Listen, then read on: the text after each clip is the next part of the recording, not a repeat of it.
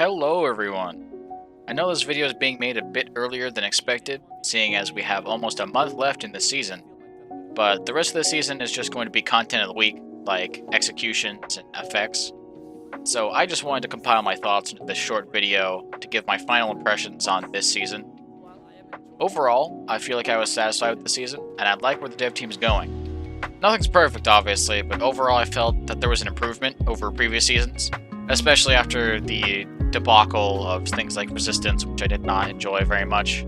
The Battle Pass actually reminded me of the Year 4 Season 1 Season 2 Battle Passes from Hope and Tyranny. The effects were actually really good. I personally enjoyed them. I don't know about anybody else, but I really enjoyed the green and the purple on them. I really liked the execution. The outfits, of course, are just not the usual. They're not supposed to be like too flashy or anything, but they're okay. But what I really liked about the content that was new from the season was the illustrious outfits and the executions.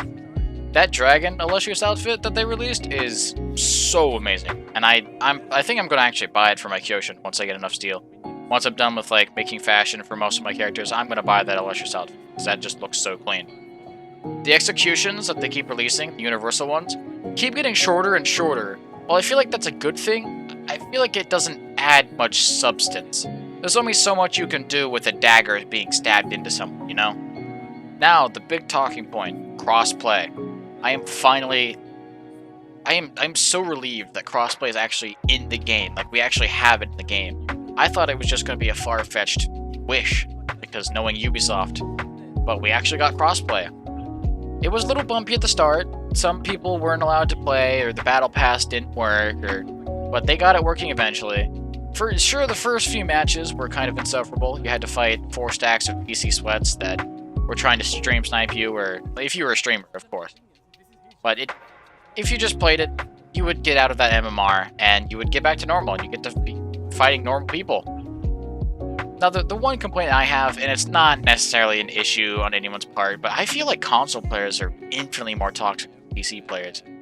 Ever since Crossplay has come out, I feel like fighting console players has just been more toxic. They emote spam, they try to play really cheesy on you, but again, that's not the fault of Ubisoft. Blame the player, not the game.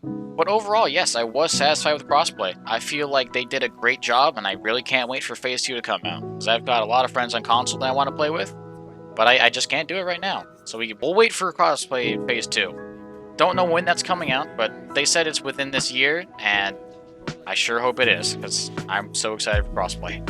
Now, the first event that came out, the Oath of Wyverndale event, I feel like it was really good.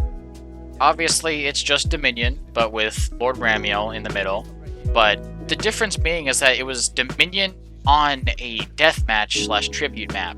I feel like we could use more of those in For Honor, and I hope that we, in a future update, get Dominion maps that are just deathmatch maps. I feel like that would just freshen up the game a whole lot more than we do right now. Because I'm going to be honest, Dominion kind of gets old when you play on the same maps over and over again. Now, the weapons, like the lootable weapons from the event, were pretty cool. They were basically just the Year 4 Season 1 Battle Pass weapons, but with a new fresh coat of paint, which I'm not complaining about it.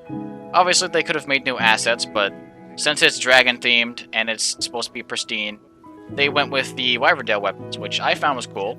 It's just a different version of the weapons that we liked previously, and I'm not really complaining about it. The effects? Oh, I really like the effects from the Battle Pass. The Event Pass, rather. The Lucent Fairy, I think it's called, looks really cool. They have, like, some cool symbols, and, like, all of it's dragon-themed, and I really do enjoy dragons, so I enjoyed that event thoroughly. Another thing that came with the start of the season launching was the Lord Ramuel skin for Warden. I really liked the Lord Ramuel skin, but I feel like it did have some issues. Obviously, not being able to customize things to your liking, which is kind of the whole point at the end of the day. The end game of For Honor is the fashion, and not being able to customize something is kind of bad, especially with the price tag with the skin. I think it's like 25,000 steel, which is a lot for just a unique character skin that doesn't add anything. It doesn't give you a unique execution, it doesn't give you an emote or a signature. It's just a skin for the hero.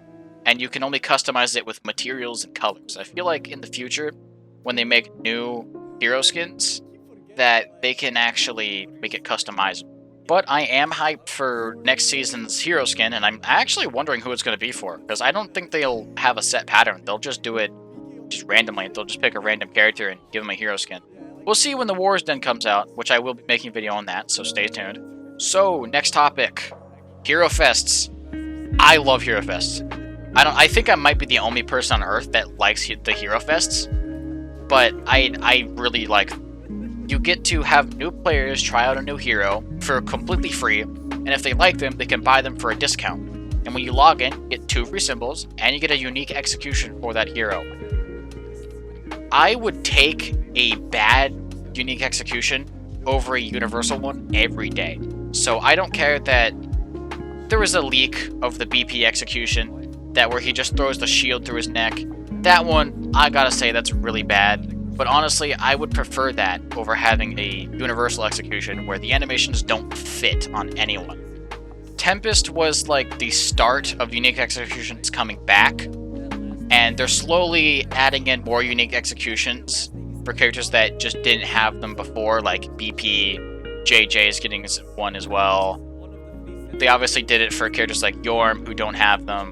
And then obviously they went with Aramusha first, just because, I guess. I think they're just picking people at random, but I think they're prioritizing characters that haven't had executions in a while. And this is just a perfect addition, honestly.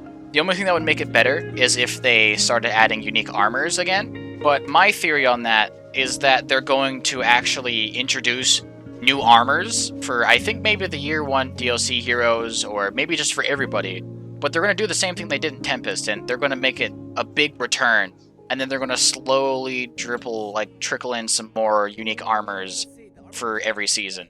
Speaking of armors, I absolutely loved this season's variations. I know I'm gushing a lot about this season, but I really just feel like For Honor's actually becoming a good game again.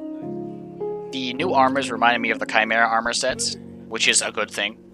They're really clean. You can actually put paint patterns on things and not have them be chipped, at least for cloth, obviously. But there's really clean armor. The Centurion armor is just perfect. The only thing I don't like is that some have like forced colors, like the Wulin. They have this like weird shade of red that you can't get rid of, and there's nothing you can do about it. The Samurai have like this weird green color, so you're basically limited to a certain color palette. But overall, I really do like the clean look, and most of them actually don't stick with those forced colors. It's basically only the Samurai and the Wulin that I noticed. The Vikings and the Knights don't really have one that's noticeable, as far as I can tell. It's not like the Warden or whatever has to have like yellow, or Raider doesn't have to have like forced red or something like that. This is probably going to be something that's out of left field, but I really do hope that they keep doing these styles of armors rather than just basing something off the theme for the season. I feel like making cleaner armors for everybody, actually giving characters like metal armor, like, oh my god, have you seen the Orochi armor this season? It is absolutely incredible. I'm just so sad that I don't actually have it for my Orochi right now, but oh my god, if I did, that would be beautiful. Like, Samurai actually getting metal armor and everything, it is such a good addition to this game. I'm finally glad that they've been listening to us and actually giving us things that we want. Next topic is the return of the Assassin's Creed event. I've been waiting for that for so long. You have no idea. Like, that Greek outfit I've been wanting for the longest time, and it finally returning has made me happy. I have bought that for so many heroes, you have no idea.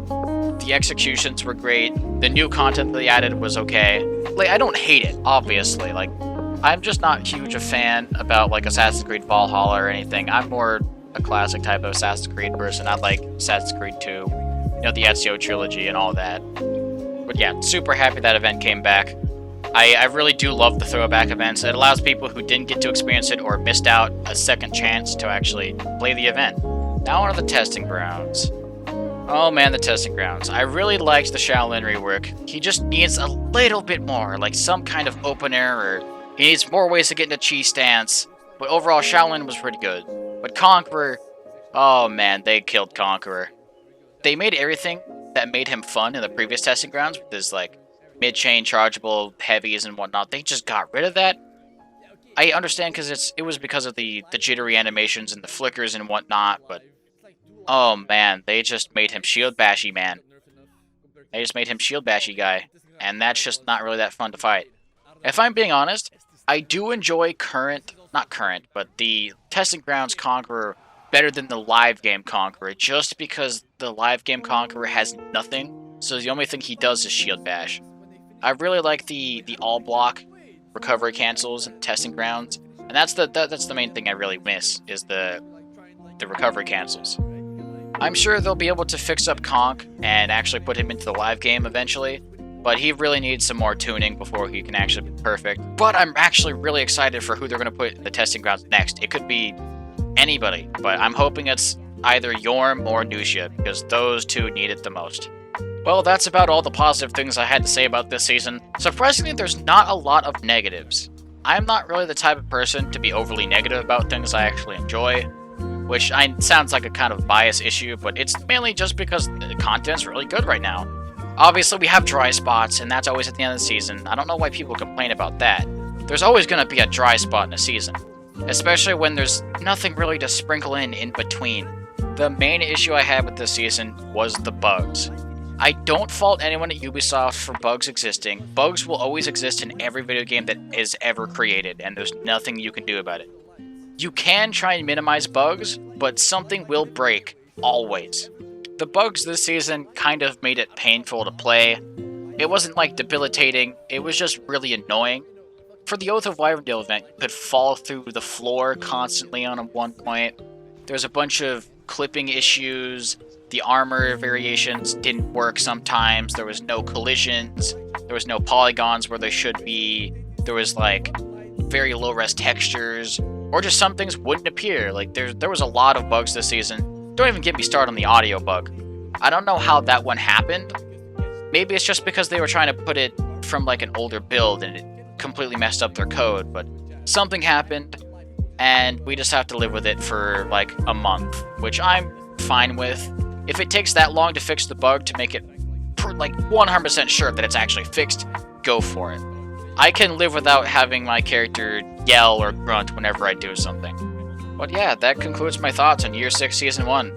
I am really hyped for what next season has in store for us and what kind of new content they're going to bring. Especially for the new Outlander hero, I am really excited for that. I'm hoping that they are a Greek hoplite or some kind of Mongolian warrior. That'd be really cool. If I were to have any wishes for the rest of this year, it would be the return of unique armor sets. Basically, that's the only thing I have. I kind of want to have some more armor, especially for the Year 1 DLC heroes.